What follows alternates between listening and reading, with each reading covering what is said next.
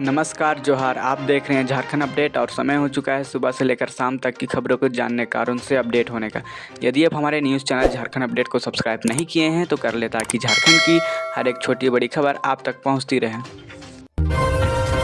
झारखंड सरकार की मैया सम्मान योजना 16वीं किस्त 25 नवंबर तक की जाएगी जारी, जिससे राज्य के लाखों महिलाओं को आर्थिक सहायता मिलेगा। इस बार झारखंड के फाउंडेशन डे के अवसर पर मुख्यमंत्री हेमंत सोरेन ने घोषणा की है कि सभी पात्र लाभार्थी महिलाओं के खाते में 16वीं किस्त की राशि सीधा ट्रांसफर की जाएगी, जिसकी प्रक्रिया पूरी कर ली गई है। विभाग के अनुसार अगले 2 से 3 दिनों के भीतर सभी योग्य महिलाओं के खाते में यह राशि पहुंच जाएगी।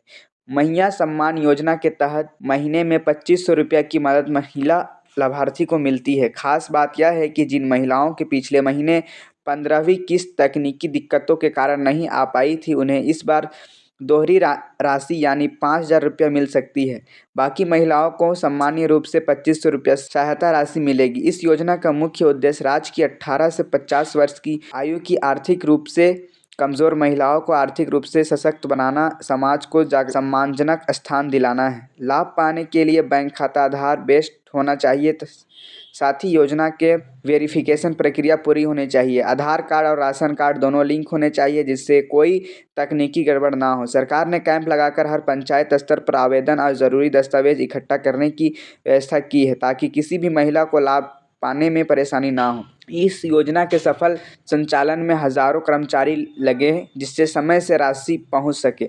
मैया सम्मान योजना का लाभ फिलहाल राज्य के 12 जिलों की महिलाओं को पहले ही मिल रहा। दूसरी जिलों के लिए भी तेज की प्रक्रिया पूरी की जा रही। सरकार का दावा है कि इस योजना ने झारखंड की महिलाओं में आत्मविश्वास और सामाजिक सुरक्षा का भाव बढ़ाया है, जिसकी वजह से कई घरों की आर्थिक स्थिति सुधरी है और महिलाएं अब खुद को सशक्त महसूस कर रही है। झारखंड में पुलिस विभाग में सिपाही भर्ती की बड़ी प्रक्रिया शुरू होने जा रही है। 2025 में झारखंड पुलिस में कुल 9671 सिपाही पद खाली है, जिन्हें जल्द ही चरणबद्ध तरीके से भरा जाएगा। सरकार ने पहले चरण में 4919 पदों पर भर्ती प्रक्रिया शुरू करने का फैसला लिया है। यह निर्णय पुलिस मुख्यालय की उच्च स्तरीय बैठक के बाद लिया गया है, जिसमें पुलिस बल की कमी को देखते हुए पूरी भर्ती तेजी करने का निर्देश दिए गए थे। भर्ती मार्च 2025 में अधिसूचित झारखंड पुलिस कक्षपाल सिपाही, होमगार्ड, उत्पाद सिपाही संयुक्त नियमावली के तहत होगी, जिसमें शारीरिक दक्षता परीक्षा, लिखित परीक्षा और दस्तावेज सत्यापन शामिल होंगे। सिपाही पदों के लिए न्यूनतम योग्यता मैट्रिक यानी 10वीं पास होना आवश्यक है।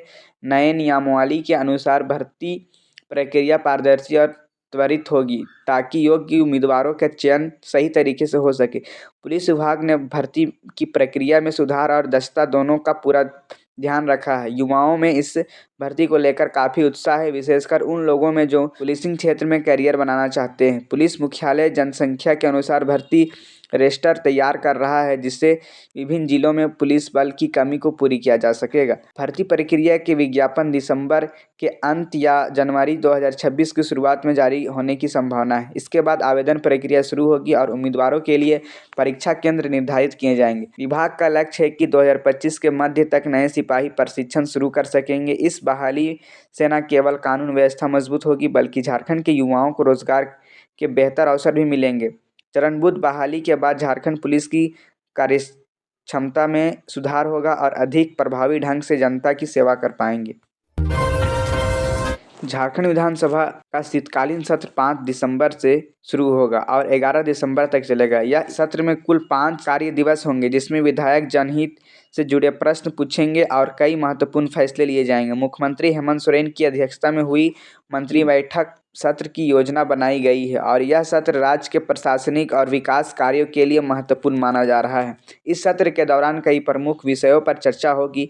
8 दिसंबर को वित्तीय वर्ष 2025-26 का वित्तीय अनुपूरक बजट विधानसभा में पेश किया जाएगा, जिसमें विभिन्न विभागों के लिए अतिरिक्त धनराशि आवंटित करने का प्रस्ताव शामिल होंगे। इसके अलावा 4 दिन प्रश्नकाल होंगे, जिसमें विधायक सरकार के सवाल पूछे सकेंगे, जिससे जनहित के मुद्दे पर सरकार को जवाब देना होगा। सत्र के दौरान 18 प्रस्तावों को मंजूरी मिलने के बाद भी उम्मीद है, जिसमें क्लेयंस मांगुर को झारखंड की राजकीय मछली घोषित करने का प्रस्ताव भी शामिल है।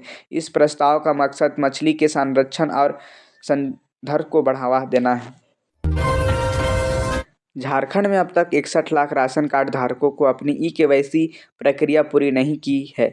इस बात को लेकर सरकार ने आगाह किया है कि जो राशन कार्ड धारक अपनी ई-केवाईसी समय पर नहीं करेंगे, उन्हें राशन वितरण में परेशानी हो सकती है। राज्य सरकार की योजना की जल्द ही विशेष कैंप लगाकर और पंचायत स्तर पर जाकर राशन कार्ड धारकों की ई-केवाईसी प्रक्रिया पूरी कराई जाए ताकि सभी को लाभ मिल सके।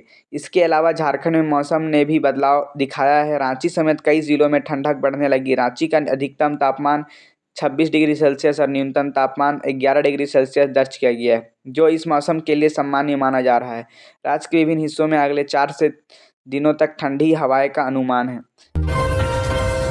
झारखंड सरकार ने अब से बुजुर्गों के लिए बेहतर सुविधाएं उपलब्ध कराने की योजना बनाई है। इसके तहत लगभग 10 लाख बुजुर्गों को खास तरह के कंबल वितरण किए जाएंगे, जो सर्दियों में ठंड से बचाने के लिए गर्माहट प्रदान करेंगे। इस बार सरकार ने बेहतर क्वालिटी के मिंक ब्लैंकेट्स कंबल बांटने का फैसला किया है, जो पहले के कंबलों के तुलना में ज़्यादा टिकाऊ और गर्माहट देने वाले होंगे। यह कंबल धनबाद जिले के करीब 7,000 ज़रूरतमंदों को बांट दिए जाएंगे, जबकि पूरे राज्य में कुल 10 लाख लोगों को कंबल देने का लक्ष्य रखा गया है। इस पहल से सर्दी मौसम में बुजुर्गों को राहत मिलेगी और उनकी सेहत बेहतर बनी रहेगी। राज्य के उपायुक्त आदित्य रंजन ने बताया है कि यह कंबल सरकार की सामाजिक सुरक्षा के तहत दी जा रही है। इसके अलावा झारखंड सरकार ने 21 नवंबर से सरकार आपके द्वार कार्यक्रम भी शुरू किया है, जो 15 दिसंबर तक चलेगा। इस कार्यक्रम के तहत जिला मुख्यालय से लेकर प्रखंड और पंचायत स्तर पर जाकर लोगों की समस्याओं को सीधे सुनकर उनका समाधान किया जाएगा। मुख्यमंत्री हेमंत सोरेन इस अभियान में सक्रिय रूप से भाग लेंगे और लोगों की समस्याओं का समाधान सुनिश्चित करेंगे। यह दोनों पहलें झारखंड सरकार की जनकल्याण और सामाजिक सुरक्षा को प्राथमिकता देने का स्पष्ट उदाहरण है, जिससे आम जनता, विशेषकर बुजुर्ग और ग्रामीण क्षेत्र के लोगों के लिए लाभान्वित होंगे।